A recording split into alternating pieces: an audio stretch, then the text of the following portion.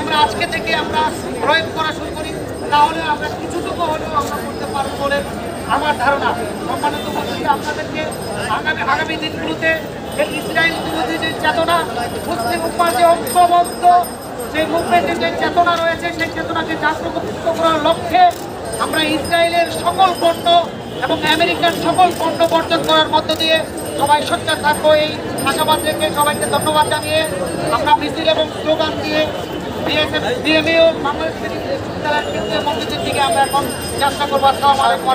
Bundle থাকলে প্রতি সেনমানিতে টাকা বাঁচবে। বিকাশ সেনমানি বান্ডেল কিনে জিতুন প্রতি লেনদেনে।